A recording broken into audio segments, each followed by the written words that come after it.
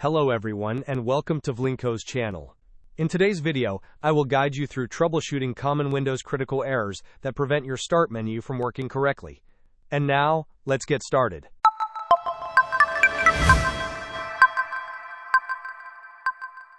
If you are experiencing critical errors and your start menu is unresponsive, do not worry. We have a few effective solutions to help you resolve this issue. First, let us try restarting Windows Explorer. To do this, search for Task Manager in your Windows search bar and open it.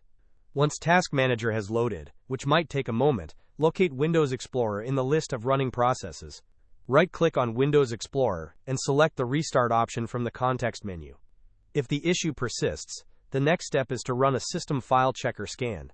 Search for Command Prompt in the Windows search bar. It is important to run this as an administrator, so right-click on Command Prompt and select Run as Administrator. In the elevated Command Prompt window, type the command sfc:/scannow and press Enter. This command will scan your system for corrupted files and attempt to repair them. After running the System File Checker, it is a good practice to check for any pending Windows updates. Right-click on the Start button, then select Settings from the menu that appears. Navigate to the Windows Update tab in the Settings window. In the right pane, click on the Check for Updates button. Installing any available updates can often resolve software conflicts and errors. Finally, a simple restart can sometimes resolve temporary glitches.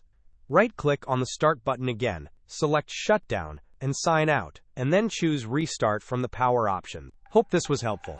Don't forget to like and subscribe if you enjoyed. As always, thanks for watching and I will see you in the next video.